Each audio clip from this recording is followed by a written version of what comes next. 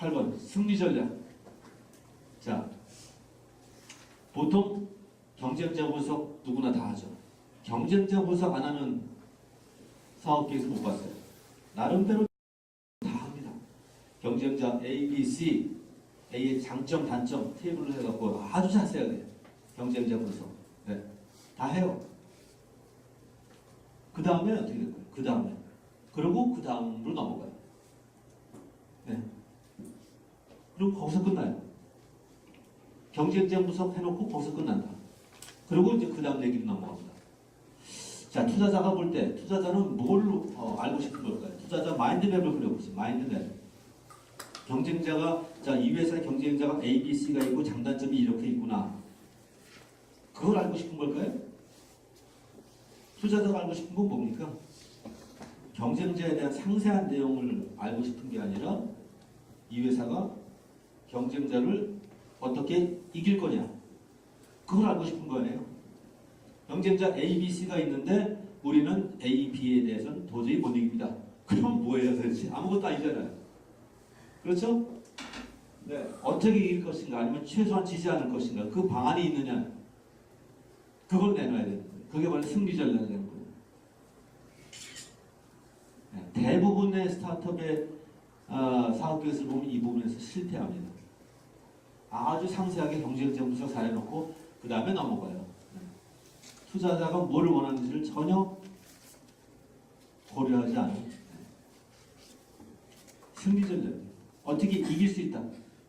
적어도 지지 않는다. 그 방안을 내놔야 된다는 거죠. 9번 발표용 자료. 발표용 자료는 피칭할 때. 네. 지난번에 제가 스타트업 피칭을 여러분에게 강의해드렸죠. 피칭할 때 쓰는 자료. 제출용 자료. 네. 보통 MS 워드나 아래 한글로 만든다고 말씀드렸어요.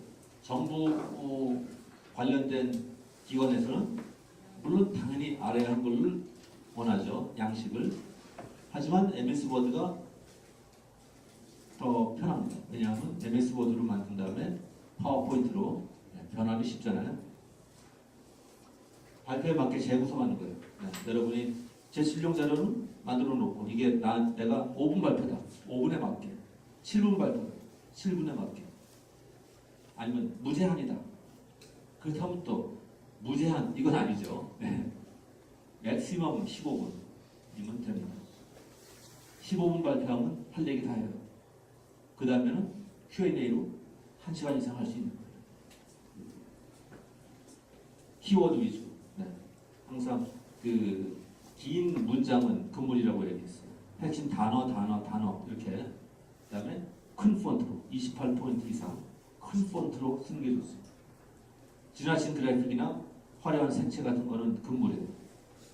어떤 사람들은 이 파워포인트 기술을 보여준다고 뭐 글자가 날라오고 뭐 날라왔다가 없어지고 뭐 화려한 어떤 그런 테크닉을 보여주는 사람도 있죠. 네. 그러면 투자자가 야 이거 대단하네 이렇게 느낄까요?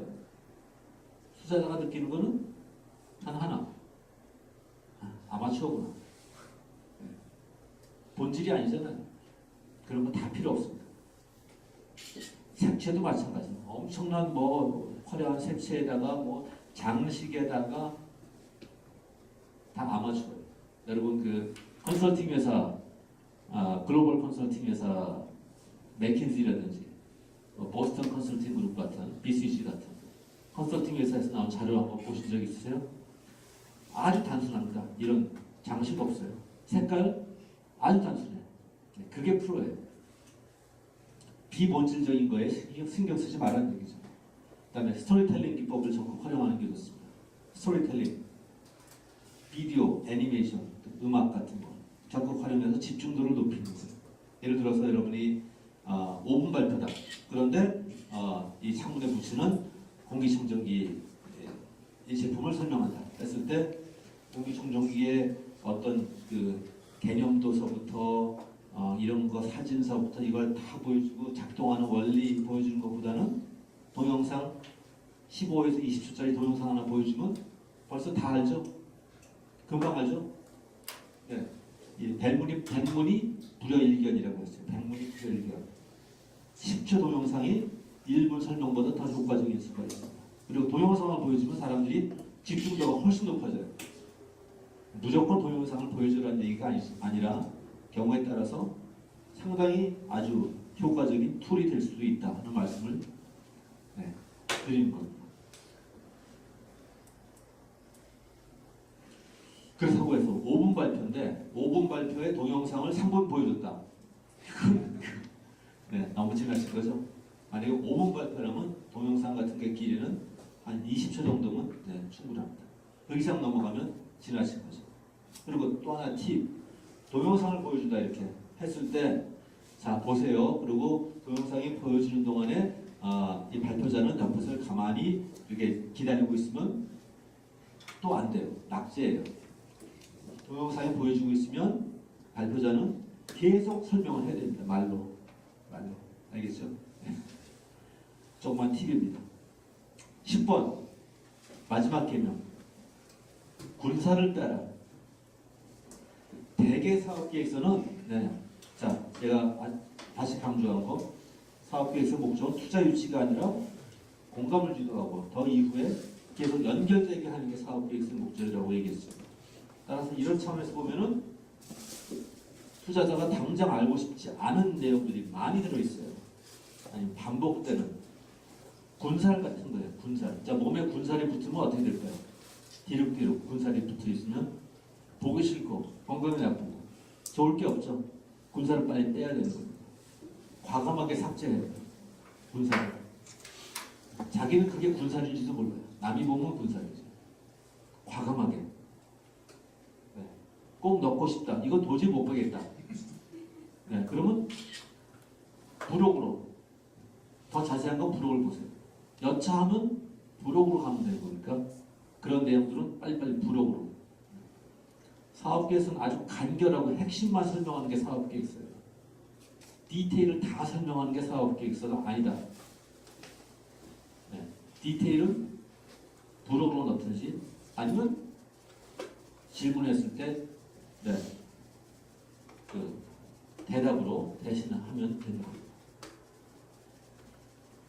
자, 이그제큐티브 서머리에 대해서만 설명을 드리죠. 이그제큐티브 서머리는 제출용만 필요합니다. 발표할 때는 이거 갖고 발표하진 않아요. 제출용, 특히 제출용 자료에서 맨 앞에 이 회사에 대한 개요를 얘기해 주는 거죠. 여기에 대해서 많은 사람들이 오해를 하는 사람들이 있어요. 이그제큐티브 서머리에 대해서. 회사 개요죠. 회사 개요. 사업의 개요. 사업의 개요를 잘 요약하면 그게 이그제큐티브 서머리가 되겠죠. 그런데 이그제큐티브 서머리의 목적은 뭡니까? 투자자 관심 극대화가 목적이에요. 요약이 목적이 아니라 관심 극대화가 목적입니다. 이게 더 큰 목적이에요. 관심 극대화. 논문의 요약, 논문도 맨 앞에 요약이 붙죠. 모든 논문은. 논문의 요약은 논문을 정확히 축소해서 요점만 간단히 쓴 게 논문의 요약이에요. 사업계획서의 이그제큐티브 서머리는 전혀 다른 목적입니다. 요약을 하되 관심을 극대화해라. 아이 오프닝이라고 얘기했는데 눈이 커진다고. 이걸 보고 나서 눈동자가 커져야 돼. 야 이거 괜찮겠는데? 하는 임팩트가 있지 않으면 이그제큐티브 서머리는 실패합니다. 예를 볼까요? 자, 좀 글씨가 많지만 한번 읽어보겠습니다. 당사가 개발한 기술은 세계 최고의 기술에서 최고의 기술을 인정받은 바 있고 경쟁자보다 우수한 제품 개발하듯 최선을 다하고 있고 베타 테스트 개발 중이고 금년말까지 제품 개발 완료. 이 제품으로 3년 후에는 세계 시장 진출에 한 것이 목표. 개발에 소요되는 비용 50억 원을 외부에서 조달하고 한다. 사업 내용을 아주 간단하게 줄이는 서머리입니다. 이 서머리를 다르게 써봤어요. 같은 내용을 같은 회사의 사업을 다른 식으로 써봤다 하는 얘기입니다. 볼까요? 당사가 개발한 기술은 세계 최초 기술로서 금년 말에 개발 완료. 세계 시장 규모는 10조 원. 국내 시장 규모 3천억 원. 2년 후에는 20% 예상. 3년 후에는 세계 시장에 진출해서 적어도 5% 이상의 목표. 소요되는 비용 50억 원. 똑같은 사업을 두 가지로 써봤어요. 여러분이 투자자라면 어느 쪽에 더 관심 가겠어요? 이쪽 관심이 가는 사람. 이쪽에 관심이 많은 사람. 이쪽이 많으세요? 왜 그렇죠? 구체적이다. 또 어느 부분에서 관심이 팍 갔습니까? 다른 분. 네? 어느 숫자? 어느 숫자예요? 10조 원? 네, 10조 원 보고 이거 장난이 아닌데 국내 시장 규모 3천억 원에 2년 후 20%면 벌써 계산기가 돌아가죠? 그러면 600억 원? 괜찮은데? 점점점 관심이 극대화되죠?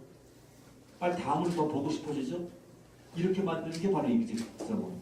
이거는 요약은 잘했지만 되게 엔지니어들이 이렇게 씁니다. 엔지니어들 여기 엔지니어 출신이 계시면 기분이 나쁘시면 할 수 없어요. 엔지니어들이 이렇게 고직원들은 이거는 확실한 목적을 가지고 씁니다. 관심 극대화. 이게 바로 에그제큐티브 서머니예요. 다른 에그제큐티브 서머니 예를 하나 볼까요? S사, 이거 실제 회사. 현황, 전 세계 50조 원 규모의 웹 기반 이러닝 시장이 빠르게 진행됩니다. 문제, 편의성 부족, 고비용, 성장 지체, 국내에 미확산되고 있다. 이런 문제가 있어요. 해결, 스마트 기기로 기존 서비스 통합해서 월등히 간편한 저비용 서비스를 개발했다. 지금까지 성과, 해외기관에서 인정받았고 국내 최초로 이러이러한 걸 선보를 했다. 앞으로 계획, 국내 스마트 러닝 시장을 장악하고 수익물을 당하고 등등 하겠다. 아주 간결하죠. 관심이 갑니까 안 갑니까? 가요? 가면 잘 쓴 거예요. 네. 실제 회사의 스토리. 네. S사. 네. 이런 게 바로 이그제큐티브 서머니. 맨 처음에 50조 원? 그럼 갑자기 눈이 커지죠? 이거 장난이 아닌데? 그 다음을 또 보고 싶잖아요. 네. 일단 시장이 먹을 게 떡이 크니까. 네. 자, 잘못된 사업 케이스는 어떤 것일까? 봅시다. 논리 부족, 논리가 비약. 전혀 논리가 비약을 한다. 그래서 전혀 공감을 얻기가 어렵다. 그게 무슨 말이냐? 이해 도저히 공감이 안 된다. 그럼 끝나는 거예요. 논리 부족. 자, 장황한 내용, 과잉 자료. 너무 많은 걸 집어넣었어요. 너무 한 글자라도 더 넣으면 좋겠지. 계속 집어넣어요. 좋은 말. 이런 것도 빼고 싶지 않은데 또 집어넣어요. 자꾸 집어넣어요. 그다음 군살이죠. 초점 상실. 부실한 그런 거 하면 내용이 너무 부실하고 성의가 없다. 네, 그러면 벌써 안 되죠. 자, 보통 기술 벤처들이 흔히 범하는 실수, 기술만 강조합니다. 여러분, 기술이 뛰어나면 사업이 성공합니까?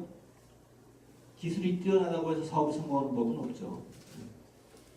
기술이라는 것은 하나의 성공 요소 중에 하나일 뿐이에요. 난해한 내용. 네. 이해하는데 한계가 있다. 그 다음에 단순히 자료만 나와야 된다. 어디 자료를 많이 찾아서 다 보여줬지만 자료를 보여주고 끝났어요. 삼성 경제연구소 자료, 아니면 해외 어디 자료를 좋은 자료를 많이 보여줬어요. 그러고 나서 아무 설명 없이 그 다음으로 넘어갔다. 그거 뭡니까? 자료를 보여주는 거로 끝나는 건 아무 의미가 없어요. 그 자료를 내가 어떻게 해석하느냐. 이래서 내가 결론은 우리가 성공할 수 있다. 거기에 맞춰줘야 되는 거죠. 그 결론이 없다면 아주 모호하고 난섭한 사업계에서 되는 겁니다. 자체 분석이 있어야 됩니다. 자체 분석. 이렇게 쓰는 사람 많이 있어요. 단순히 여러 가지 나열하는 사람. 이거 보면 신문기사 같아요. 신문기사. 신문기사가 쓰는 신문기사. 신문 기사는 뭐예요? 남의 얘기하는 거죠. 남의 얘기. 신문 기자가 어떤 사안을 보고 쓰는 거 아니에요. 신문 기사라는 거. 남의 얘기 쓰는 거 아니에요. 꼭 남의 얘기 쓰듯이 쓰는 사람이 있습니다. 자기 얘기를 써야지. 과장된 표현. 네. 자신감까지 좋지만 좀 더 나아가면 이게 허풍이 되거나 과장이 되거나 이렇게 되면 신뢰를 잃게 되는 거죠. 마지막으로 맞춤법. 네. 맞춤법 틀리면 이거 벌써 신뢰가 팍 깎입니다.